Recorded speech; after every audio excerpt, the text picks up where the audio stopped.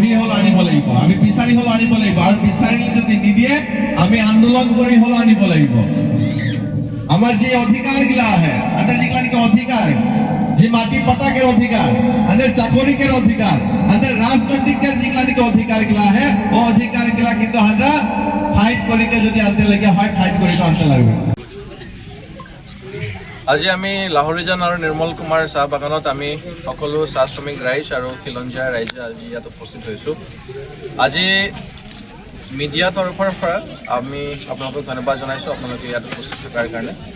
আৰু আপোনালোকৰ যোগেদি আমাৰ সন্মানীয় ডক্টৰ তুলিৰাম ৰহাং ছাৰক আমি জনাব বিচাৰিছোঁ, আমাৰ কাৰ্বি আংলং অট'নমাছ কাউন্সিলৰ CM ছাৰক আমি জনাব বিচাৰিছোঁ যে আমাৰ যি খিলঞ্জীয়া চাহ শ্ৰমিক আদিবাসী লোকবোৰ আছে, যি নিৰ্মল কুমাৰ চাহ বাগানত যি অতীজৰ পৰাই ইয়াতে বসবাস কৰি আছে, তেওঁলোকে আজি বহুত দুখত আছে। আজি অতদিনে আপোনালোকৰ লগত যোগাযোগ কৰি আছে, বিভিন্ন সময়ত আমি মেমৰেণ্ডাম দিছোঁ আমাৰ সমস্যাবোৰ লৈ মেলি, কিন্তু আজিৰ তাৰিখলৈকে আপোনালোকে সেই সমস্যাবোৰ আপোনালোকে সমাধান নকৰিলে।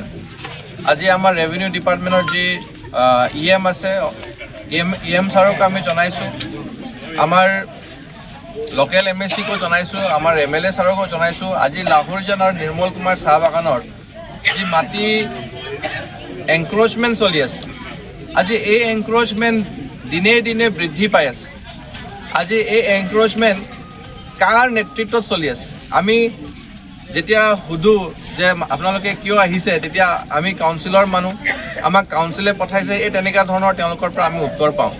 আৰু সেই যেতিয়া আমি উত্তৰ পাওঁ, আমিও কেতিয়াবা সন্দেহ হৈ যায়, কিজানি আপোনালোকেই আমাৰ লাহৰীজান আৰু নিৰ্মল কুমাৰ চাহ বাগানটো দখল কৰিবলৈ আপোনালোকেই পঠাইছে নেকি? আজি লাহৰীজান আৰু নিৰ্মল কুমাৰ চাহ বাগানৰ যোনটো কেছ চলি আছে, ৰেভিনিউ ডিপাৰ্টমেণ্টৰ যোনটো কেছ চলি আছে, আজি কিমান বছৰ হৈ গ'ল? আজি ইমান বছৰে আজি কিয় আজি তাৰিখলৈকে আজিলৈকে আপোনালোকে জাজমেণ্ট বা ডিগ্ৰী দিব পৰা নাই, শেষ কৰিব কিয় পোৱা নাই? আজি দুটা পক্ষই, আজি অম্পু NTPয়ে হওক বা বেলেগ হেজে হওক, তেওঁলোকে যে যি কেছ চলাই আছে, এই কেছটো কিয় আপোনালোকে সমাধান কৰিবলৈ পৰা নাই? আজি সেই সমাধান কৰিব পৰা নাই কাৰণে আজি আমাৰ বাগানৰ মাটিবোৰ অন্য বাহিৰাগত লোকে আহি মেলি বেদখল কৰিছে। আজি আমাৰ চাহ বাগানৰ যিবোৰ পুলি আছে, এই পুলিবোৰ উচ্ছেদ কৰিবলৈ তেওঁলোকে ঘৰ সাজিছে, দোকান সাজিছে। আজি তেওঁলোকে নতুন নতুন গাঁও বনাইছে, ঘৰ সাজিছে। আজি এই কিয় আপোনালোকে আমাক সুৰক্ষা প্ৰদান কৰিব পৰা নাই? আজি কি আপোনালোকৰ দায়িত্ব কি অকল যেতিয়া ইলেকশ্যন আহিব তেতিয়াহে আপোনালোকে আমাৰ ৰাইজৰ ওচৰত চাপি আহিব নেকি? আমাৰ ভৱিষ্যত লৈ, আমাৰ মাটিৰ অধিকাৰ লৈ আপোনালোকৰ অকণমানো দয়া নাহে নেকি? অকণমানো চিন্তা নাহে নেকি? আমাৰ যে ভূমি অধিকাৰ যে ইয়াতে আমি নাইকিয়া হৈ আছে, আমাৰ ভূমিবোৰ বেদখল কৰি ইয়াতে ঘৰ সাজিছে, আপোনালোকৰ অলপো দৰদ নালাগে, অলপো ভয় নালাগে? মই CM ছাৰক অনুৰোধ জনাইছোঁ, আপুনি এজন সন্মানীয় CM ছাৰ হৈ অনুৰোধ জনাইছোঁ যে আমাৰ যিবোৰ সমস্যাবোৰ আছে, বিশেষকৈ যি মাটিৰ যি সমস্যাবোৰ আছে লাহৰীজান নিৰ্মল কুমাৰ বাগানত, আমাৰ এই মাটিৰ সমস্যাবোৰ পাৰ্মানেণ্টলি সমাধান কৰিব লাগে।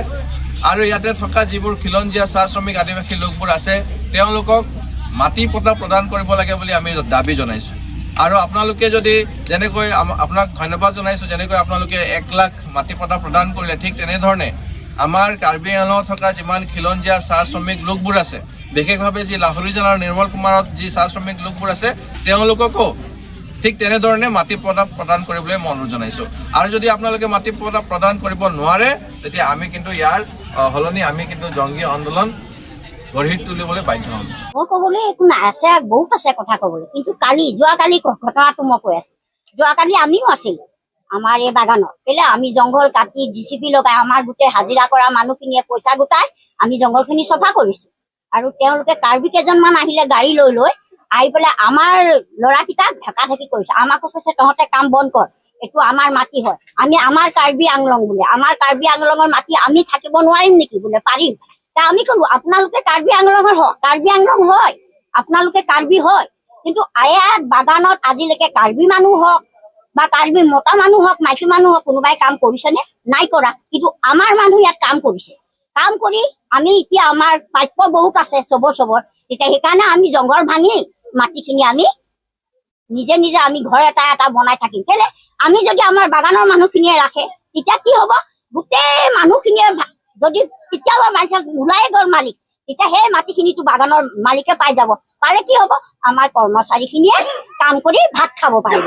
এইটো কাৰণে আমি মাটিখিনি আমি ৰাখি আছো। কিন্তু কাৰ্বি মানুহ আহি কয় আপোনালোকৰ চাহ বাগান নাই, আপোনালোকৰ সেই তাত বাগান আছে, তাত যাওক, পাত তুলিবলৈ যাওক, তাত যাওক।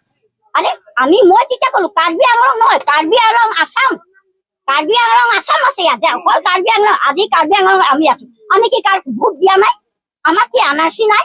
আমাৰ কি ডকুমেণ্টছ? আমাক কৈছে আপোনালোকৰ কি ডকুমেণ্টছ আছে দেখা। আমি কৈছো আপোনালোকৰ ডকুমেণ্টছটো দেখাওক। আমি তেতিয়া আমাৰো দেখুৱাম, আমাৰ কি নাই? চব আছে, আমাৰ এনআৰচি আছে, ভোট আছে, কোনো বাকী নাই, চব আছে। আমি আজি কাৰ্বি আংলঙত বুঢ়া হৈ গলো, আমাৰ বুঢ়াটো মৰিও গ'ল। আমি ইয়াতে কাম কৰি ভাত খাই আছো, আমাৰ ল'ৰা ছোৱালী আছে। ভৱিষ্যতে আমি গুচি যাম, তেতিয়াতো কিজানি ল'ৰা ছোৱালী বিপদ হ'ব। সেইকাৰণে আমাৰ সকলো ৰাইজে মিলি এই সমস্যাটো সমাধান কৰিব লাগে।